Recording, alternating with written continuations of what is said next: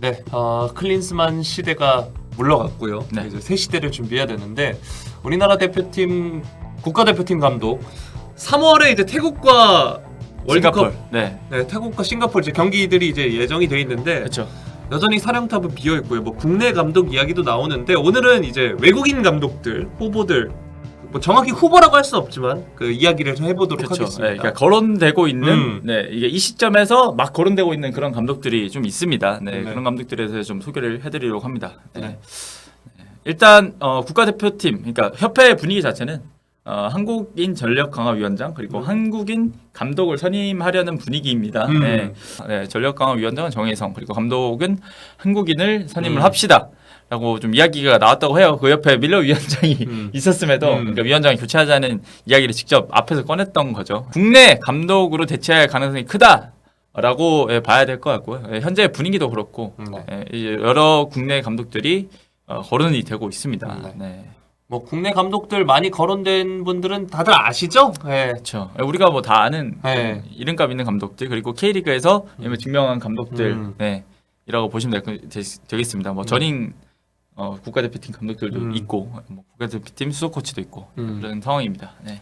자 일단 뭐 한국인 감독이 오면 일단 소통이 자유롭기 때문에 분위기 쇄신이다. 또 반대로 어떻게 보면 선배잖아요. 그렇죠. 네, 선배기 때문에 축구 대선배죠. 네, 기강을 잡을 수 있다는 점에선 강점이 분명히 있습니다. 네. 그러니까 협회 입장에서는 지금 가장 중요한 문제가 대표팀 기강 확립으로 잡은 것 같아요. 그러니까 뭐 국내 감독 선임에 대해서 계속 이렇게 초점을 잡고 가겠죠. 일단은 감독 문제도 감독 문제인데 뭐 이후에는 대표팀 내 불화도 크게 문제가 되고 있잖아요. 뭐 우리가 굳이 얘기를 안 해도 다 그런 약간 불편한 상황들이 있죠. 네. 이제 클린스만 감독이 맡으면서 선수 분위기가 굉장히 자유로워졌어요. 뭐 축구도 자유로워졌는데 분위기도 굉장히 자유로워졌어요. 그런 점은 조규 선수의 그런 인터뷰를 통해서 그렇죠. 잘 알 수 있었죠. 네. 지금은 너무 잘 풀어서 우리가 좋다 뭐 이런 식으로 인터뷰를 했었는데 어쨌든 뭐 이런 너무 자유로운 분위기가 이렇게 뭔가 기강이 무너진 이유가 아니냐라는 좀 그런 걸로 보고 있는 것 같아요. 그래서 뭐 국내 감독이 와서 이거를 다시 좀 잡아야 된다. 뭐 선후배 관계도 뭐 예전처럼 그렇게 빡빡하게 할 수는 없겠지만 그래도 선후배에 대한 그런 기강을 좀 다시 확립을 하고 다시 저 대표팀 하나로 똘똘 뭉쳐야 된다.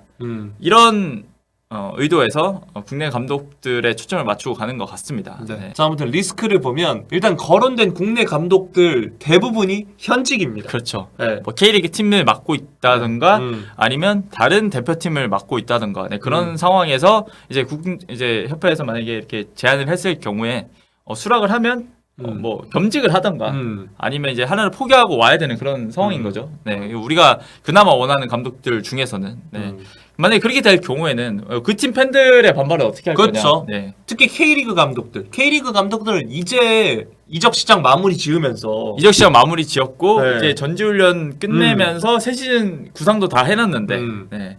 갑자기 나가야 되는 그런 상황입니다. 그 예를 들어 뭐 김기동 감독 얘기 나와요. 내가 링가드 이제 좀 써보려고 하는데 딱 이러는데 갑자기 그러는 거죠. 그렇죠. 근데 저희는 황희찬, 손흥민이 그래요? 링가드보다는 황희찬, 손흥민이긴 하지. 네, 이거 농입니다. 네. 근데 어쨌든 그런 상황이죠. 그 팀 팬들은 얼마나 열받겠어요. 네, 나가야 되니까. 네. 그래서 지금 거론되는 감독들 중에서는 최용수 감독 정도를 제외하고는 모두 현직입니다. 네. 또 K리그가 개막을 또 앞두고 있어서 아마 K리그 감독을 선임했을 경우에는 꽤 역풍이 있을 것 같다라는 뭐 개인적인 생각이고요. 네. 그리고 이제 만약에 이렇게 국내 감독을 선임했다. 네.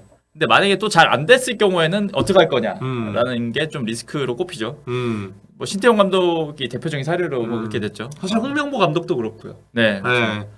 그러니까 약간 뭐 임시 감독이든 손방수처럼 투입이 됐다가 이 분위기를 잡지 못할 경우에는 그 비판 여론도 그렇고 또 갈아치우는 또 계속 1년 만에 사령탑이 쉽게 바뀌어버리는 그런 상황이 좀 우려가 된다는 거죠. 네. 그리고 이제 뭐 비교적 위압금도 낮을 거고. 그렇죠. 뭐 외국 감독에 비해서 국내 감독들은 위압금이 낮으니까 좀 더 쉽게 자를 수도 뭐 있는 부분이기도 하고. 그래서 요즘 막 그런 책도 나오잖아요. 뭐 MG 뭐래 사용법이라 해야 되나? 그렇죠. MG, 뭐 90년대생이 온다 뭐 이런 책도 있고. 그러니까 MG를 이해하고 뭔가 함께 꾸려나가는 그런 뭐 책들도 나오는 가운데 과연 그런 분위기를 좀 이렇게 잘 맞춰서 갈 수 있을까? 물론 이 감독님들은 이미 소속팀에서도 이런 어린 선수들이랑 잘 하고 있고, 네, 뭐 큰 문제까지는 없었습니다. 네. 근데 저는 국내 감독들뿐만 아니고 좀 프로세스, 그러니까 지금 어떻게 보면 뭐랄까 임시방편? 그러니까 지금 뭔가 급하게 선임하는 느낌이잖아요. 근데 이전에도 뭔가 프로세스 없이 선임했다가 또 클린스만 감독 잘랐잖아요. 또 이런 우리가 만들어 놓은 프로세스 없이 또 선임했을 경우에는 또 안 좋은 결과가 나올 수 있으니까 정확한 프로세스를 통해서 다 검증을 하고 뭐 국내뿐만 아니고 해외 감독들도 다 열어놓고 이렇게 다 평가를 한 다음에 좀 뽑았으면 좋겠습니다. 네. 그래서 저희가 오늘 주로 이야기해볼 건 이 한국 대표팀과 연결이 되고 있는 외국 사람들 그렇죠. 이야기를 해볼 겁니다. 네. 다행히 저희가 오늘 이야기할 사람들 중에 독국 사람들은 없습니다. 아 독일 사람들은 없고 네. 그 옆에 네. 네덜란드 분들이 좀 계시고 이제 강 건너서 바다 건너서 영국 분이 한 분 계십니다. 소개를 해드리겠습니다. 일단 19일에 영국 미러의 독점 보도가 나왔습니다. 스티브 브루스 감독이 유리겐 클린스만 감독을 대체할 후보에 올랐다. 사우디아라비아 역시 염두에 두고 있다라는 보도가 나왔습니다. 네. 일단 한국이 먼저 관심을 가졌나 이렇게 봤을 때는 이 기사 내용을 보았을 때는 그래요. 브루스 감독은 한국의 관심을 인지를 했으며 한국 대표팀 감독 측을 분명 매력적으로 받아들인다. 그러니까 한국이 먼저 관심을 가졌다는 거죠. 네. 근데 뭐 한국뿐만 아니고 지금 뭐 몇몇 사우디 클럽들, 네. 그러니까 사우디의 그 사우디 리그 안에 있는 그 클럽들이 또 관심을 가지고 있다고 하고 또 우선순위에도 올라 있어서 이제 앞으로의 이제 몇 주 안에 좀 선택지를 결정을 할 것이다. 라는 이야기가 나왔습니다. 네. 자, 스티브 브루스 PL 오래 보신 분들은 아실 겁니다. 정말 저희보다 더 오래 보신 분들은 퍼거슨의 제자로도 알고 있고요. 그렇죠. 맨유에서 뛰었던 선수고 감독 경력은 셰필드에서 98년도 셰필드 웬스데이 말고 셰필드 그쵸. 유나이티드에서 시작을 했고요. 한국 선수들과의 연도 있습니다. 네. 위건, 썬더랜드 뭐 이런 팀들을 맡으면서 조원희 그리고 지동원, 기성용 선수들을 지도한 적이 있습니다. 뭐 조원희 선수 같은 경우에는 뭐 이 감독이 직접 데려왔다. 그렇죠. 친한파라 그러잖아요. 네. 약간 그리고 이 감독이 되게 특이한 게 A매치 기간에 한국을 방한해서 한국 대표팀의 경기를 체크를 한 적이 있습니다. 이게 바야흐로 2011년인데요. 네. 2011년 10월 달에 한국을 방한해서 아랍에미리트와 한국의 브라질 월드컵 3차 예선 3차전. 네. 이제 지동원 선수 뭐 이렇게 지켜보려고 왔던 것 같은데, 요걸 방한해서 지켜봤다고 합니다. 네. 그리고 브루스 감독이 사실 우리랑 연결된 게 처음이 아니에요. 그렇죠. 네. 2011년에 그러니까 네. 한국 오고 나서 네. 그 이후에 한 2달 뒤에 잘렸거든요.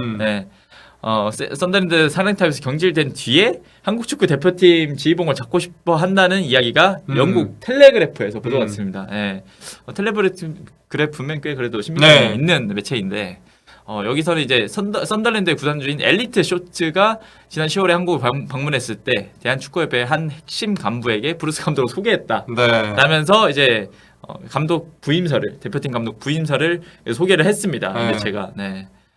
그 정도로 이제 예전에도 한번 연결이 됐었고, 지금도 또 연결이 된. 그러니까 저 즈음이 이제 조광래 감독 이후 시기인 건데, 그렇죠. 그때 이제 연결이 됐던 거고.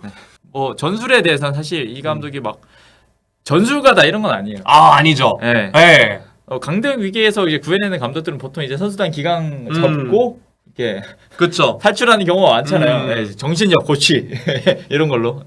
근데 약간 제가 봤던 브루스 감독의 축구는 약간 옛날에 그 사사이나 맞아요. 뻥축구, 잉글랜드식 뻥축구, 약간 이런 스타일의 감독입니다. 전방에는 굉장히 좀 뭐 피지컬 있는 공격수들을 좀 두면서 뭐 그랬던 감독인데 뭐 그래도 최근까지 계속 뭐 EPL 감독직을 맡아왔던 감독이긴 해서 뭐 그런 점은 그래도 장점으로 봐야 돼.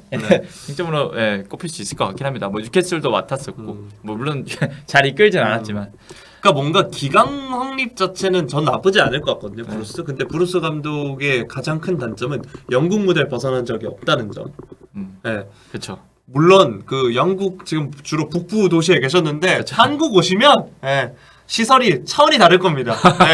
한국의 이제 서울의 그 최신 문물 맛을 보시면 또 달라지겠지만 그렇죠. 어쨌든 이분도 오시면 호텔에 계시네. 그러겠네. 네. 자, 그리고 이제 네덜란드 출신 감독들도 이야기를 해볼게요. 뭐 드보 같은 경우도 뭐 굉장히 유럽에서 그래도 중간중간에 감독 경질된 경우에 이름이 거론되는 감독이긴 합니다. 네. 요거 두 감독을 이제 저희 이제 축구계 소식통에 따르면 이 두 감독도 대표팀에 관심이 있다고 합니다. 한국 대표팀에. 이제 두 감독 모두 이제 아까 말씀드렸다시피 네덜란드 출신이고 데보 감독 경우에는 아약스에서 그리고 코쿠 같은 경우에는 PSV 에인트호벤에서 우승 경험이 있습니다. 그러니까 리그 우승 경험이 있어요. 네. 그리고 두보 같은 경우에는 네덜란드 감독으로 유로 2020 16강까지 간 경험이 있습니다. 그러니까 대표팀 감독직도 맡아봤다는 거죠. 네, 코코 감독 경우에는 대표팀은 안 맡아봤고 대부분 클럽 감독을 맡았습니다. 뭐 에인트호벤, 페네르바체, 더비 카운티, 피테서 이렇게 네 팀 정도를 맡았어요.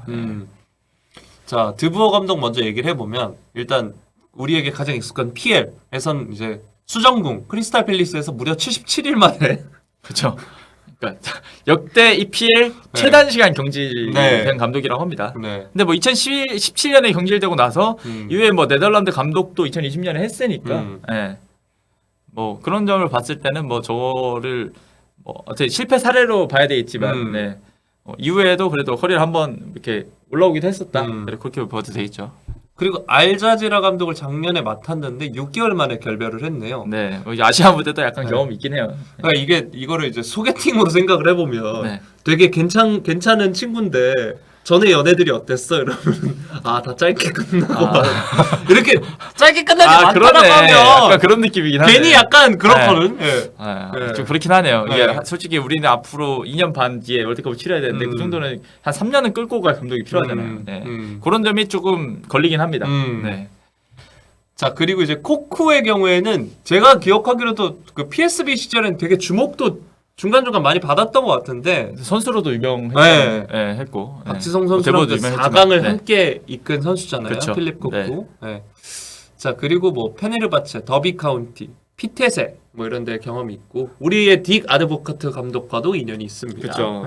이제 대보 앞서 말씀드렸던 대보 감독이랑은 네덜란드 대표팀 수도 코치도 같이 하기도 했어요. 그러니까 뭐 좀 인연이 있습니다. 다만 운이 좀 나빴다라는 이야기가 많아요. 이제 코쿠 감독 같은 경우에는 뭐 더비 카운트 시절에는 뭐 핵심 선수도 부상당하고 뭐 공격수도 영입이 안 되고 뭐 이래서 여러 악재들에 의해서 좀 일찍 그만뒀고 피테서 감독 역시 1년 만에 좀 그만뒀습니다. 네. 이게 제일 최근 감독직이었어요. 네. 코쿠 감독이 오면 CF 하나는 확실하대요. 그 밥솥 콩. 코쿠 하세요. 코쿠 런던콩님 저기 김민재랑 같이 찍으면 되겠네. 감독님 저 밥솥 누가 훔쳐갔는데 하나만 사주시죠. 코쿠 하세요. 코쿠. 근데 물론 우리가 이렇게 요즘 좀 그 하향세인 감독들이 좀 불안하다라고 하는데 사실 벤투 감독도 그랬거든요. 그렇죠. 중국 슈퍼리그에서 잘렸잖아요. 그렇죠. 그래서 야 무슨 처음에 중국에서 잘린 감독 데리고 오냐 이런 이야기도 있었으니까. 근데 이렇게 뭔가 재기 의사가 강한 감독들은 그래도 잘하려는 마음이란 게 있잖아요. 약간 누구처럼 놀러 다니진 않잖아요. 그렇죠.